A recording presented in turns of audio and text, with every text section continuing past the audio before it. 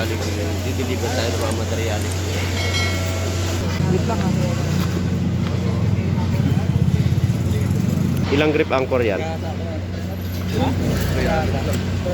ba? Ito 500. 2, 4, 6,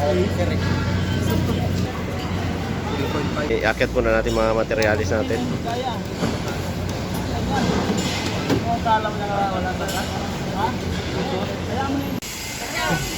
Yan guys, cut natin itong ating mga box yan. Nalagay natin doon sa fifth floor.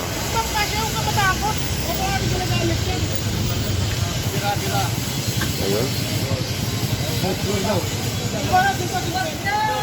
Fifth floor, fifth floor. Okay ka na.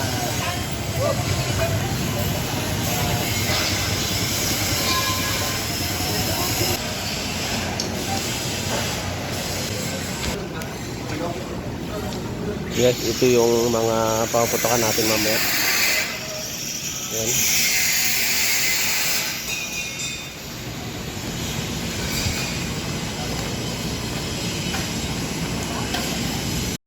Hello guys, mabilis ang pagpapakita lamang po kung paano isinasagawa yung pagsilyo ng itong ating grounding rod at ng ating grounding wire. Ito po yung unang box na kung saan nilagay po natin yung ating grounding rod at ang ating grounding wire. At ito naman po yung pangalawa.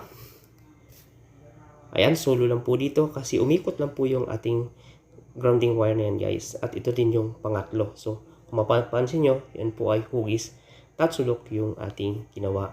Dahil yan po yung nakadesign. So, ito na nga po yung powder o kaya ito yung tinatawag na exothermic weld metal na kung saan ito po yung gagamitin natin para siya po yung magsilyo doon sa atin pong mga grounding. At ito po yung molde. Ito po yung molde na to ay mayroon siyang tatlong butas dahil para po ito dito sa unang box na kung saan nandito po yung tatlong wire o grounding wire na atin pong babalutin.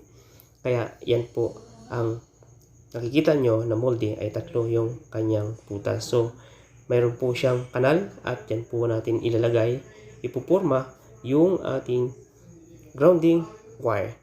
Pag yan po ay naipurma na po natin, ay ilalak lang po natin yan. So ganyan po yung kanyang purma. Natatanggal po yan guys. Nakakalas-kalas po yan para kapag natapos na po natin isagawa yung pagsilyo ay madali na po siyang tanggalin. So yung nakikita nyo pong nilagay po namin na yan.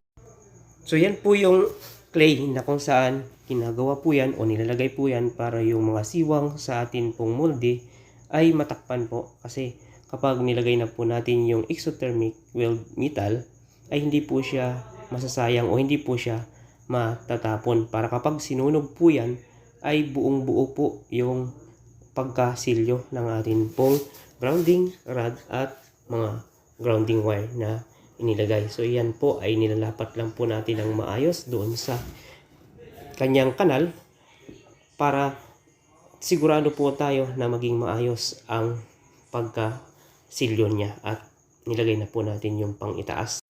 So ilalapat lang po natin ng maayos yan yung ating molde na nilagay, yung pang itaas para maging maayos po yung mukha ng ating grounding wire. At yan na po yung kanyang lock. So mayroon po yung butas para dyan po kakapit o yan po yung magsisilbing panghawak dyan po sa ating molde. At ayan, sinisigurado lang po natin na maayos na po yung pagkalapat ng ating mga wire doon sa nakita po natin na kanal kanina. So, ang nilalagay naman po natin ngayon ay yung clay. So, kung kanina nakita niyo po na nilagyan din po natin ng clay yung sa ilalim na parte ng ating molde, ito pong sa gilid at ito pong mga wire ay nilagyan din po natin para talagang wala pong butas. At yung mga ilalagay po natin dyan na exothermic weld metal ay hindi po masayang. So mayroon din po tayong nilagay na parang kita nyo metal na kamukha siya ng washer. Yan po ay kasama po doon sa exothermic weld na atin pong binili. At yan nga po, sinisigurado lang po natin ng bawat gilid ay malagyan po lahat ng clay para wala po talagang siwang na matitira doon sa atin pong molde. Kasi may mga maliliit po yan na mga siwang, kaya sigurado po na pag hindi po na natin nalagyan ng maayos yan ng clay ay tatagas po yung nilagay po natin na exothermic metal o exothermic weld metal. At ayan, ibubuhos na po natin yung isa. Ito po yung nasa sachet na atin pong binasa kanina. At yan po ay may kasama na po pala siya na pulbura. Ay, yung pulbura po ay ibubuhos lang po yan dyan sa gilid. Mamaya papakita po natin yan. At ito po yung isang klase na exothermic metal o exothermic weld metal. So dalawa po yung nilagay natin kasi medyo malaki po itong ating molde. Kasi tatlo yung wire na kanyang isisilyo. Kaya medyo kailangan madami po yung ating pong ilagay. At ayusin lang po natin. At ito yung panghuli pong tinatak-tak po natin. Yan po yung pulbura. So kailangan itaktak ng mabuti para yun po ay mahulog lahat doon sa gilid. Para pag sindi natin mamaya ay siguradong masusunog po niya na maayos yung ating pong nilagay na exothermic. Ayan po, dinagdagan po natin ng pulbura. Ayan po yung kasama kanina sa naka-sachet na ating pong binuksan at unang buhos. At ayan na po, sinindihan na po natin. Huwag po kayong kukurap. In 1, 2, 3. Yan na. Yun. Yan guys, nasunog na niya. So, titingnan po natin mamaya. Ito nga po pala guys, itong disenyo ng grounding natin. Ito po yung para sa ating lightning arrestor na mga grounding. So, ang haba po niyan ng ating pong grounding rod ay nasa 3 meters. Tatlo po yan na binaon po natin at hugis at sulok po siya. At ang sukat po ng ating grounding rod dyan ay 5/8 mm o 5/8 mm. So yung ating wire po dyan, ang sukat po niyan ay 60 mm square. So ganito po yung pamamaraan na ginagawa po guys kapag mga building, hindi po siya ginagamitan ng grounding clamp connector kasi malakas po yung impact ng kidlat kapag yan po ay sinalo ng ating pong lightning arrestor at itatapon na po sa ground. Malakas po ang impact nun at possible po na makakalas yung ating grounding clamp connector kung yan lang mang po ang ating ilalagay. So ito po kasi ay parang wini-welding po yan, parang welding po ang mukha niyan. Kapit na kapit po siya at siguradong hindi po siya makakalas in case na makasalo po yung lightning arrestor ng kidlat at maitapon na nga po yung kidlat sa lupa o yung kuryente na hatid ng kidlat. Ayan. Hindi po siya basta-basta makakalas niyan. Kaya yan po yung ginagawa. At ayan, unti-unti lang po natin kinakalas yung molde. So mainit po yan guys. Kaya iniingatan lang po natin na huwag mapaso kasi masakit yan. At ayan na nga po yung mukha niya. Ayan. Parang winilding po talaga ang kanyang mukha. Pero ginamitan lang po natin yan ng exothermic metal weld. Yan. Kapit na kapit po talaga yan.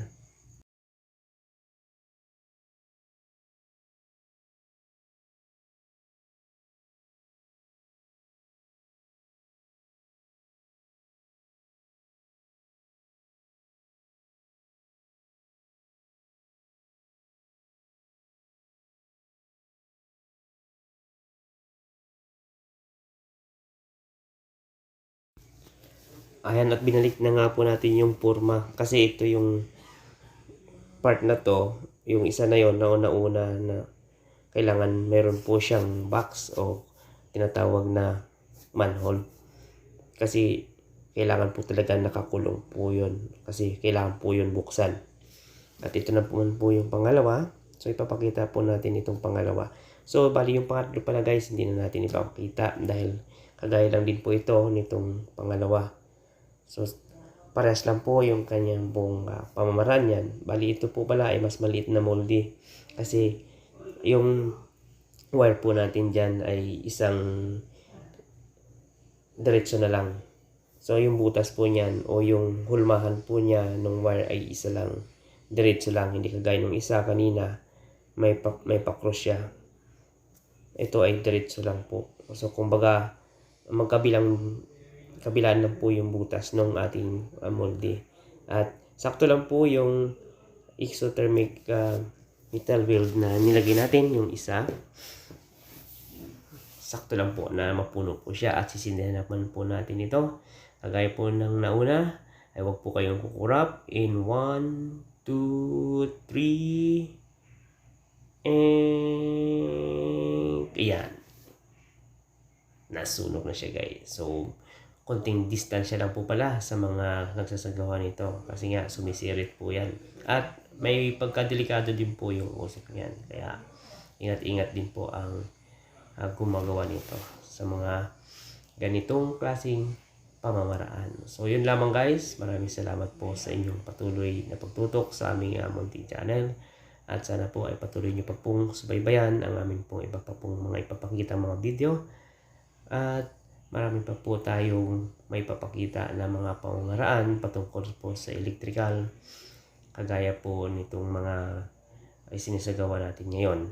At sa mga susunod pa po na mga activities po natin, nawa po ay subaybayan niyo po kami. At salamat po sa patuloy na pagsuporta sa ating pong mga masugid na mga viewers, sa mga solid supporters po natin. Salamat po na hindi po ninyo kami iniiwan. Sa mga bago po pala na napadpad sa amin pong channel, ay paki-subscribe na rin po at pindutin niyo po yung notification bell para lagi po kayong updated sa aming pong mga i-upload na mga videos. Maraming salamat po sa inyo lahat at God bless.